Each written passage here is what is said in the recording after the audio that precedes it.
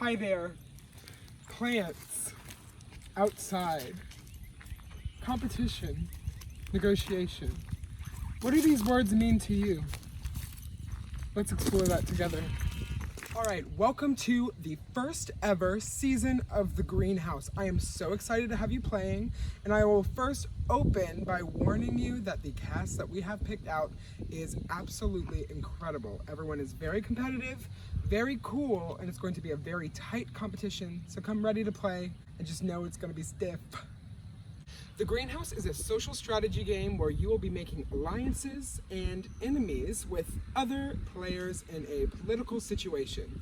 Every week, someone will be voted out of the game until one person is left standing as the winner. This video is an instruction video to help you learn the rules of the game. I'll talk through some potential strategies as well. All right, you guys, now we will go through a normal round of the Greenhouse. There are many steps and it is a bit complex, but I promise you'll get the rhythm of the game very quickly. So at the start of every week, we have one opening Greenhouse challenge. In that challenge, the top 3 competitors will enter the Greenhouse in the order that they rank. Let's go there now. All right, so the 3 players who enter the Greenhouse will play a Dirty Santa White Elephant type game to determine who gets what powers for the week. For the first phase of the game, these are the 3 powers in the Greenhouse. First, the sunflower. Second, the rose. And third, the tulip. The sunflower nominates 2 players for banishment each week, and the 2 players that they nominate receive seeds. That's the in-game currency that I will explain in a minute. The rose nominates 1 player for banishment and breaks ties in the event of a tie at elimination vote ceremonies. Lastly, the tulip. The tulip will block 2 players from voting at every banishment ceremony. The players who have their votes blocked will then be able to save those votes for future eliminations. All members of the Greenhouse are immune for the week and cannot be nominated. All right, now we will run a practice session of how the Greenhouse flower picking ceremony goes. So in this hypothetical situation, we just did the first challenge of the week. Bob came in first, Holly came in second, and I came in third. Flop. So the way it works is it starts with the 3rd place finisher and works its way up to the 1st place. So I go first. I would like to have Tulip because I don't want to nominate anyone this week, and it's just a safe move. Holly will go next. I am going to snatch the tulip. Okay, so Holly steals from me, and once that you're stolen from, you have to choose something that has not been picked yet. So I'm going to choose the rose. Bob goes last. So Bob also steals from Holly, and Holly must pick the sunflower because she can't re-steal after being stolen from. So in this situation, Bob would be tulip, Holly would be sunflower, and I would be rose. That's how it goes. One more quick note, sunflower nominates first and then the rose nominates. So the rose makes the 3rd nomination that occurs. If the sunflower nominates someone that the rose wanted to nominate, too bad, the rose has to figure out someone else to pick. After the Greenhouse competition, everyone will know who has what power for the week, and after some time to mingle and deliberate, everyone will come to the basketball court where we will do the seed and immunity challenge. Before the challenge begins, I will put 1 minute on the clock, and I will say, anyone who wants to compete for immunity, go on this side of the court, and anyone who wants to compete for 2 seeds, go on this side of the court. Then, for a minute-long period, players will be able to choose each side and switch sides based on who they might compete against. And then at the end of the time, we will see who will be competing for immunity and who will be competing for seeds. Everyone will know who's competing for what, including the Greenhouse players. Then, after the competitions have been chosen, the seed and immunity competition will happen simultaneously for the most part. The 1st place finisher in the immunity competition is safe for the week and cannot be nominated or banished. The winner of the seed competition will win 2 seeds that they can keep and use whenever they want. After the seed and immunity challenge and everyone knows who the winners are, there will be more time for mingling and strategizing, and then we will move to the nomination ceremony, where first the sunflower will nominate 2 players for banishment, and each of those players will receive a seed. The rows will nominate the third player for banishment, and all 3 of these players will be at risk of elimination. One of them will be banished by the end of the week. Also, when I say week, I mean round. It's just kind of the way we talk here. Before we move on to the next part of the round, I'm going to talk about the in-game currency, seeds. It's these green poker chips that you will earn throughout the game. Every player starts off the game with 1 seed. You can earn seeds in a few different ways. First is by winning the seed immunity challenge during the week that we just discussed. Another way is to be nominated by the sunflower. And also, players are allowed to trade and give each other seeds. If I've earned 2 seeds, and this is my cup, everyone will get their own little flower pot with their name on it that will hold all of their seeds. If I know that my friend Holly is about to get nominated, and I want to give her some seeds before the auction starts, then I can take it out of my bucket and put it in Holly's. During the actual game, all of the pots will be kept on this cart and will be manned by Holly. They will be covered so that your seed count is anonymous throughout the day, and you will have to do all of your trades through Holly, who will be manning this. I do want to say that in the times that we've tested the game online, it's very common for allies to pool and share seeds, so be ready to do that. But also don't be so quick to give all your stuff away. Another way to get seeds is that often in the game we will have different active seed hunts. These are activities that if you complete them, you could get extra seeds. Think of them as fun Easter egg hunts or competitive icebreaker activities. That's pretty much the way they go. Now let's talk about what you can buy with your seeds. First off, at any time that is not auction time, you could buy a seed count. By giving Holly a seed, she will show you our Excel sheet of how many seeds everyone in the game has. It's a good way to make sure that you are making a plan correctly if you're trying to pull off a big move. It's a really good way to orient yourself once that the game has started to get a lot more complex and seeds are kind of flying everywhere. After the nomination ceremony, we will have a live auction. The auction will last for 15 minutes and everyone will have their bucket of seeds. This is the only time of the game that you can trade live. So for example, if Holly and I are walking around and I want to give Holly some seeds so that she could start bidding at the auction, then we can sneak around the corner and then I give her my seeds. Assume that this is Holly standing over here. For the auction, items won't be put up for bidding. Players themselves will have to just raise a bid on the item that they want. Please check the auction protocol in your rule book. It speaks for itself. I might miss some of it, but basically the main rule is don't wait until the timer runs out to bid because we will extend the time as necessary. At no point in the greenhouse are you able to use the timer for strategy. So always, if you're ready to bid, go ahead and bid. Now let's get to the items up for auction. First up is the uproot. An uproot allows you to save one of the nominees from banishment. If you use the uproot on one of the nominees, they are no longer vulnerable to be banished from the game. The starting price is 3 seeds, so you cannot start bidding on uproot until you have 3 seeds to bid. Once that someone bids, another person can then raise 4 seeds. Oh no, I want to bid 5 seeds, so on. I hope you know how an auction works. The only time you can match a bid is if it is your maximum bid.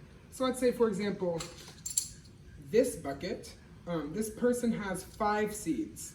So if I'm in a bidding war for uproot, they start by bidding 3, I bid 4, they bid 5.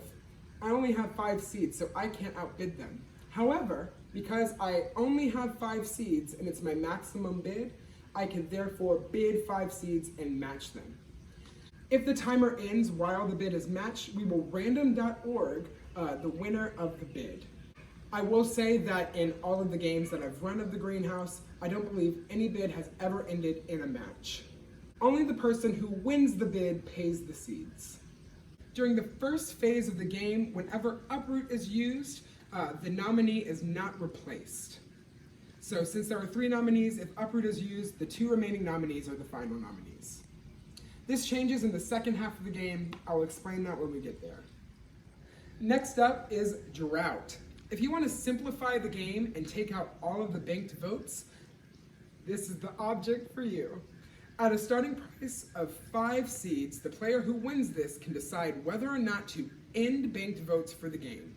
If drought is played at the following banishment ceremony, anyone who has banked votes must play banked votes, and the tulip as a power is removed from the game.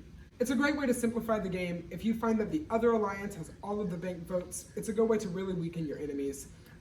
I will be honest with you, no one has ever purchased drought. We're still waiting to see who's bold enough to do it. Next up is Green Thumb. The starting price for Green Thumb is 4 seeds. You can't start bidding until you have 4 seeds in your name. The Green Thumb is a pretty big advantage. Right after any greenhouse challenge, the holder of the Green Thumb can play it and ask to replace one of the winners in the challenge. So say, for example, Brody, Holly, and Thomas won the greenhouse challenge, and I don't trust Thomas at all. I could play this Green Thumb and replace Thomas in the greenhouse. So now, the 3 people in the greenhouse are Brody, Holly, and me. One more thing about Green Thumb is that only 1 Green Thumb can be in the game at a time. So once that someone has purchased Green Thumb, it will not be added back to the shop stock until it has been played.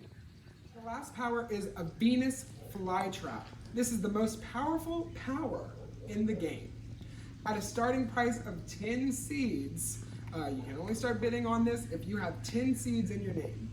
The person who buys the Venus flytrap can automatically banish anyone they want from the game, even if that person has immunity. The person with the Venus flytrap can eliminate the person who's a sunflower, the person who won the immunity competition, anybody.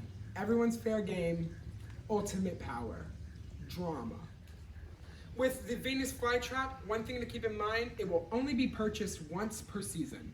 Once that this is played and someone is eliminated with 1 single vote, the Venus flytrap is removed from the game and is no longer part of the season. One more thing about the Venus flytrap, it virtually cancels the round. So once that someone buys the Venus flytrap, consider the nominations null and void. The only decision that matters is who the Venus flytrap wants to banish.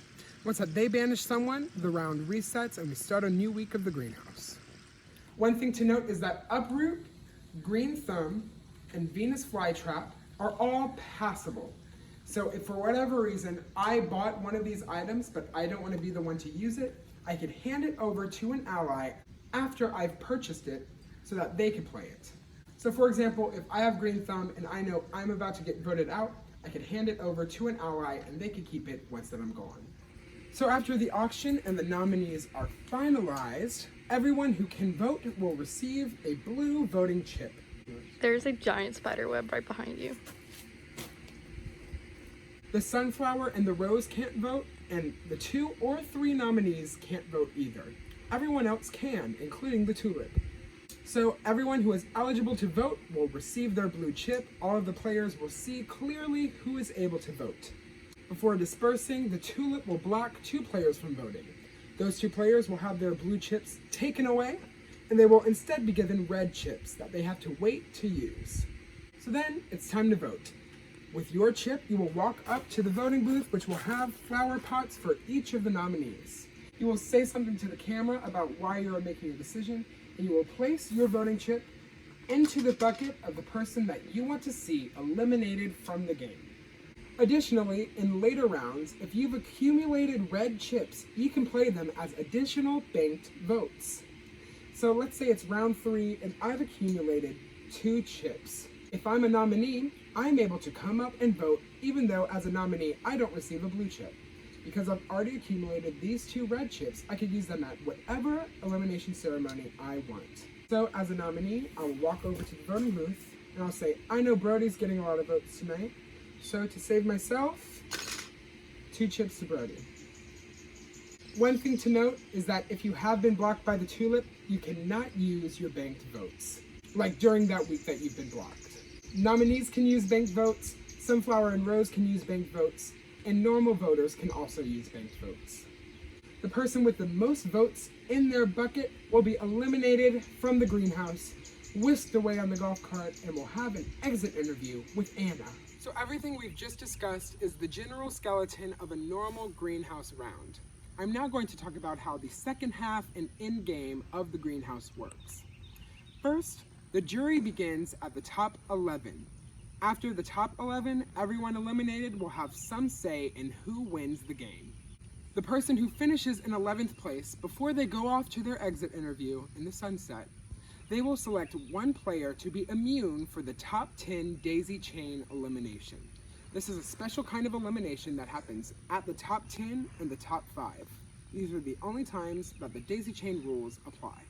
The player with immunity will select another person to be saved. Then the person who is saved will select another person to be saved, forming a chain of safety until one person is left unpicked, dejected. But it's not too late, because that player will be the first nominee for that week's banishment. The last player who is not picked by the chain as the first nominee will choose anyone but the immune player to face off against as nominees for the next banishment. After we have our 2 nominees, we will move right into the auction where everything is still for sale. If Uproot is purchased and one of the nominees is taken down, then the person who is still on the block will nominate someone else to be the replacement nominee. If I am on the block against Brody and I win Uproot, I will take myself off the block and Brody will name another person as the replacement. So let's say Brody picks Emma. Now Brody and Emma are the final nominees for the week. Remember, only one person can purchase Uproot every week. I do want to bring up one point of strategy that will be very, very helpful, so please listen. From the top 10 on, there will be only 2 nominees on the block, which means that there will be a replacement nominee every time Uproot is used for the second half of the game. So remember that Uproot is passable. If a person who is not nominated buys and uses Uproot, they cannot be nominated as the replacement nominee. So it brings up an interesting point of strategy. If I am a nominee and I buy Uproot, and I know that I want to save one of my allies, I could pass them the Uproot and then they could save me, and then both of us are safe. Make sure you do that with someone you trust though, because they could very well not use it.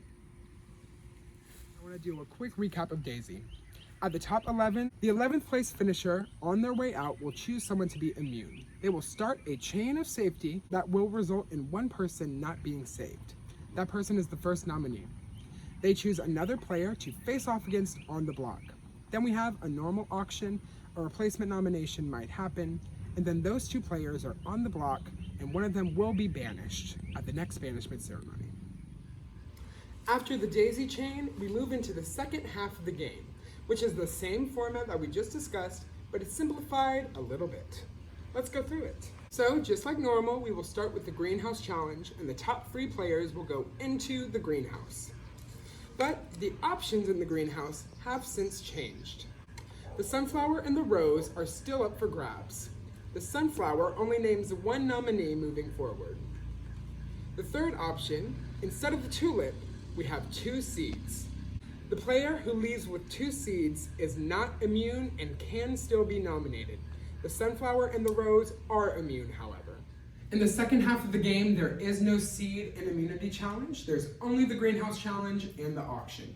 And once again, to reiterate, there are only 2 nominees on the block. Sunflower nominates one person first, and then the rose nominates a second person. The rose still functions as tiebreaker. In the event that someone is uprooted, the flower that nominated the uprooted nominee will name the replacement nominee. And also during the simplified portion of the game, the sunflower and the rose cannot compete in the next greenhouse challenge. Okay, let's get serious. We're moving into the finale. So I'm about to explain the special final 2 eliminations of the game. Before I begin this portion, make sure you understand everything we've discussed so far, because it's kind of just a different part of the game. It's not worth overwhelming yourself. So make sure you understand the main game first, and then come back to the finale rules. You'll be fine, I promise. At the final 5, we will have the second daisy chain of the game. It works exactly like the first daisy chain, except we will have an immunity challenge to determine who starts the chain instead of looking to the last eliminated player. The top 5 also has the final official auction of the game. Moving on to the final 4, this is where things get interesting. At the final 4, there is no auction, however, you can still buy a seed count. The final 4 will test just how well you've accumulated resources over the course of the game. For the final four, you will use whatever seeds you have remaining as votes. But this vote works a bit differently. Every member of the final four will vote for one person to get final immunity. Whoever wins that vote will then cast the final vote to banish one of the members of the final four. You are not allowed to vote for yourself, but you are allowed to pass seeds to someone else.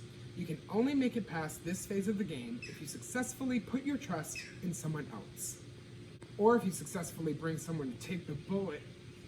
You have to have a seed to vote, and if you happen to have any banked votes remaining, you can use those too. Also, one thing to be clear, banked votes cannot be given away to other players. The person who earned the banked vote has to keep the banked vote. Now let's do a practice round. Yellow does not have any seeds and therefore can't vote. Should have saved up. Sorry, girl. Let's say that blue and purple are allies. They're a final two. And they think that yellow is the biggest threat in the game. They want to take her out. Blue has 3 seeds. Purple has 2 seeds. Peach/orange has 4 seeds. Okay, so let's imagine that blue and purple are together and yellow and peach/orange are together. So peach is going to vote for yellow 4 times. Blue cannot vote for herself, so she gives her seeds to purple. Purple then spends all of her votes on blue. All right, so by a vote of 5 to 4, blue wins immunity and casts the final vote to banish. So blue wins immunity and goes for the biggest threat, yellow. Yellow is banished by blue, and then our final 3 is blue, purple, and orange. So that's the standard way it's going to go 9 times out of 10. However, there is another way that this can go. If there is a tie vote for final immunity, then all members of the tie automatically become the finalists, and anyone who is not part of the tie is banished immediately. So if 2 people tie, they become a final 2, and the other 2 are eliminated. If 3 people tie, which has never happened, those 3 are the final 3, and the 4th person is eliminated. Let's run through one of those scenarios.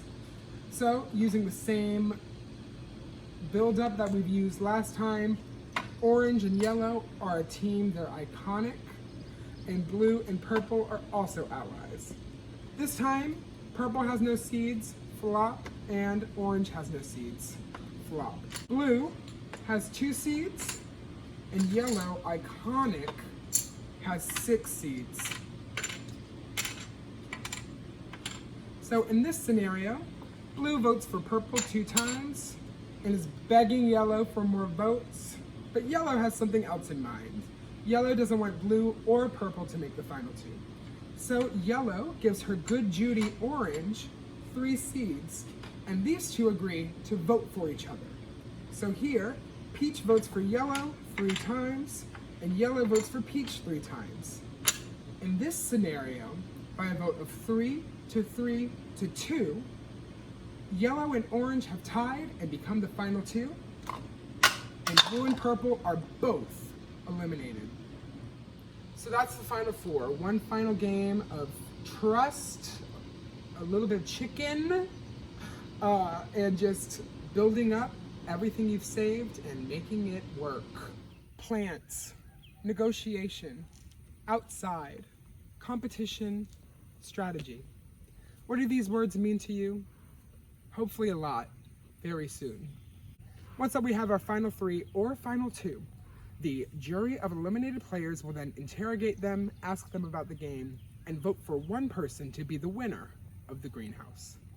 That's how the game is played. I know it's a lot of moving pieces, but I absolutely promise you that you will get the rhythm of this game once that you're in it and living it. Please watch this video a few times, send any questions you have my way. Best of luck. I cannot tell you how excited I am for this. This is about to be the most fun game ever, I promise. It's gonna be iconic.